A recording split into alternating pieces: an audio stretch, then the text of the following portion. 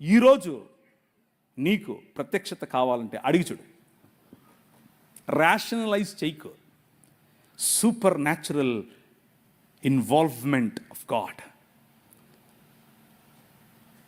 అభౌతికమైనటువంటి తన ప్రత్యక్షత, అభౌతికమైనటువంటి తన ప్రమేయం నీ జీవితంలో ఈరోజు ఇప్పుడు అవకాశం ఉంది నీకు.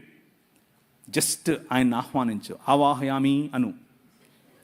వస్తాడు.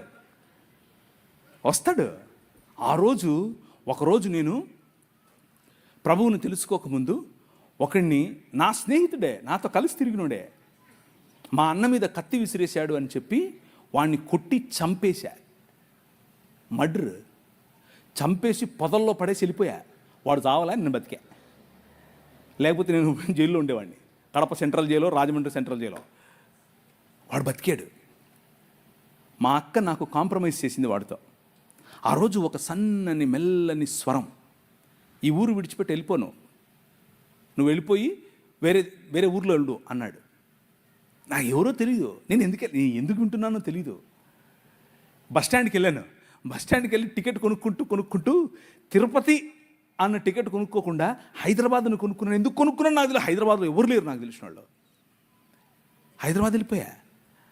పొద్దున్నే లేచి దిగితే బస్సు ఆగింది, డీలక్స్ బస్సు. ఆ రోజుల్లో డీలక్స్ బస్సు ఉండేవి. దిగా, ఎక్కడికి వెళ్ళాలో తెలీదు. ఒక ప్రాంతానికి ఆయనే నన్ను నడిపించాడు. భయంకరమైన గంజాయి, భయంకరమైన దాన్ని ఏమంటారు, మత్తులో ఉండేవాడిని ఎప్పుడంతే. అలాంటి వాడిని నన్ను పట్టుకుని ప్రభు మార్చాడు. నా జీవితాన్ని మార్చేశాడు. నన్ను చూస్తే మా ఇంట్లో వాళ్ళకు కంపరం, నన్ను చూస్తే మా ఇంట్లో వాళ్ళకు దాన్ని ఏమంటారు, ఒక రకమైనటువంటి జుగుప్స. ఎట్లా పుట్లేవరో నా కడుపు నువ్వు అనుకునే మా అమ్మ కనీసం ఈరోజు సిగ్గుపడదు నన్ను చూసి. ఎందుకో తెలుసా? Your king lives today. నీ రాజు ఈరోజు బతుకున్నాడు, మాట్లాడాడు. సన్నని స్వరం. నీకు వినిపిస్తుందా? ఆ స్వరం నీకు వినిపిస్తుందా? నాతో మాట్లాడాడు ఒకరోజు. You are the light of the world అని చెప్పాడు. నువ్వు ఈ ప్రపంచానికి, ఈ లోకమునకు వెలుగు అన్నాడు. నేను వెలుగేంటి, నా దగ్గర ఎప్పుడు వెలుగుంటుంది అన్నాను నేను. But that king transformed my life. నా జీవితాన్ని మార్చేశాడు. కూర్చున్నావు నువ్వు, జేమ్స్ అన్న పిలిచాడని వచ్చావు. జేమ్స్ అన్న అంటే అభిమానం, పర్వాలేదు, అంతవరకు బాగానే ఉంది. కానీ ఈ రాజు తెలుసా నీకు? ఈ రాజుతో పరిచయం ఉందా? ఈ రాజు స్వరం విన్నావా? ఈ రాజు నడిపిస్తూ ఉంటే నడిచావా? నీకు ఆయనతో అనుబంధం ఉందా? నీకు ఆయనతో పరిచయం ఉందా? నీ కుటుంబంలో ఈ రాజు రాజా, లేకపోతే మత ప్రాతిపదికన ఒక పక్క గుడి కట్టి అని కూర్చోబెట్టించావా గుమ్మంలో? Think about it. Your king is real king. నీ రాజు సామాన్యమైన రాజు కాదు. సనాతనంగా ఉన్నటువంటి ధర్మంలో స్త్రీల గురించినటువంటి మాట స్క్రీన్ మీద మీకు కనిపిస్తూ ఉంది. స్త్రీణాం స్వభావానాం ఇచ్ఛామి శరేతుం భరతస్థం స్త్రియో హి మూలం దోషాణం లఘుచిత్తాః పితామహ. స్త్రీలంటేనే దోషముల చేత నింపబడిన వారు అని చెప్తున్నాడు. ఏంది నన్ను చూస్తున్నావు? నేను చెప్పలేదు, ఆయన చెప్తున్నాడు. ఇక్కడ యుధిష్ఠిరుడు చెప్తున్నాడు. ఎవరికి చెప్తున్నాడు? గంగపుత్రుడైనటువంటి భీష్మ పితామహుడితో చెప్తున్నాడు. పితామా అంటున్నాడు. స్త్రియో హి మూలం దోషాణం లఘుచిత్తాః. చిన్న బుద్ధి అంట వాళ్ళకి. ఇది వాళ్ళ రాజ్యం, వాళ్ళు కట్టే రాజ్యం ఇది. వాళ్ళు కట్టే రాజ్యంలో స్త్రీకి ఉన్నటువంటి పాత్ర ఇది. మహాభారతం అనుశాసన పర్వం సెక్షన్ నెంబర్ 38 ఏమని చెప్తుంది? Verily from the same eternal source have women sprung into existence at the time again.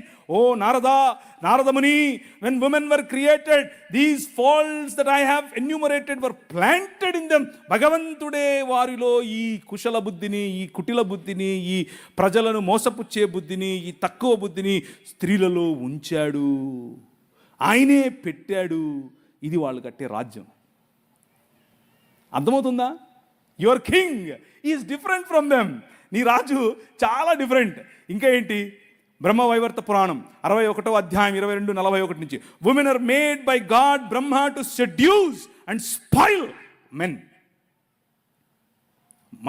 పురుషులను భ్రష్టు పట్టించడానికే స్త్రీలను ఆయన తయారు చేశాడు.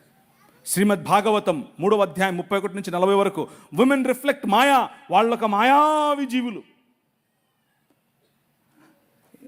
నువ్వు నవ్వుతున్నావు, నేను చెప్పట్లేదు బాబు, వాళ్ళు చెప్తున్నారు. ఇది నా ఉద్దేశం కాదురా నాయన, వాళ్ళ ఉద్దేశం. నా ఉద్దేశం వేరు, చెప్తాను. మనుస్మృతి 9వ అధ్యాయం 17వ వచనం, Manu while making women desired her for sexual pleasure. కేవలం వాళ్ళు రతిలో పాల్గొనటానికి, రతిలో కేవలం పురుషులకు సుఖం ఇవ్వటానికి మాత్రమే చేశారు. వాళ్ళు ఎంతసేపు వాళ్ళకి అదే కామవాంఛ అని రాశారు. నేను అనట్లేదు, వాళ్ళు రాశారు. భగవద్గీత 9వ అధ్యాయం 30-32 says women are born from పాపయోని. పాపయోనుల నుంచి పుట్టిన వారు స్త్రీలు.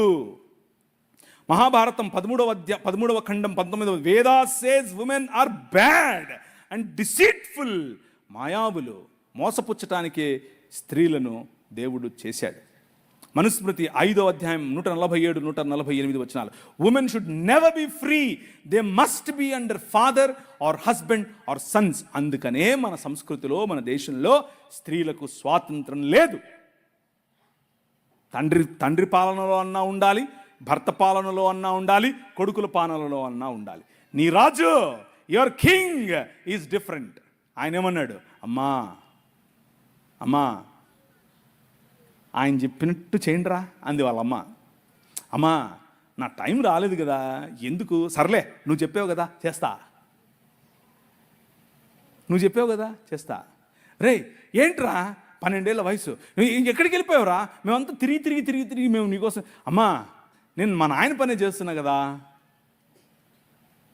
జ్ఞానుల ఎదుట నిలబడి తల్లిదండ్రులకు ఇచ్చేటటువంటి గౌరవం, స్త్రీకి ఇచ్చేటటువంటి గౌరవం ఆయన ఇచ్చాడు.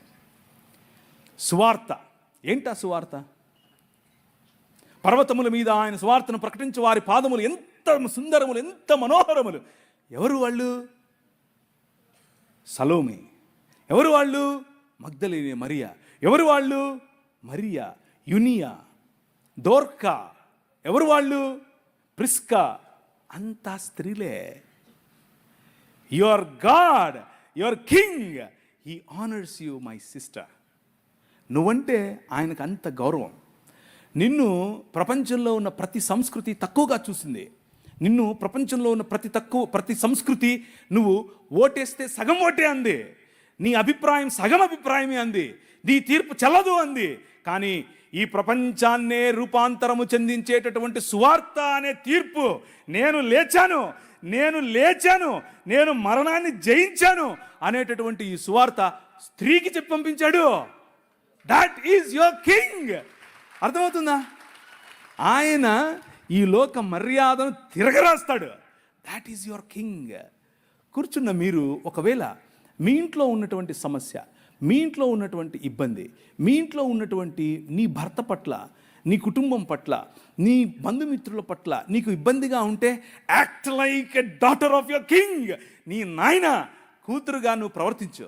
లుక్ ఎట్ యువర్, నేను దాన్ని ఏమంటారు, మొన్న ఇలా దిగుతోంది ఫ్లైట్ దిగుతుంటే చూశాను పైనుంచి కిందికి, షికాగో పెద్ద నగరం, మా నాయన షికాగో.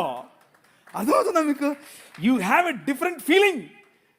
అక్కడి నుంచి మళ్ళీ ఎగిరాను, డాలస్కి వచ్చాను, డాలస్ చూసి మా నాయన డాలస్ ఇది. అర్థమవుతుందా మీకు? బండి తోలుకుంటూ వస్తూ ఉంటే రాజమండ్రి, మా నాయన రాజమండ్రిది. You have a different feeling.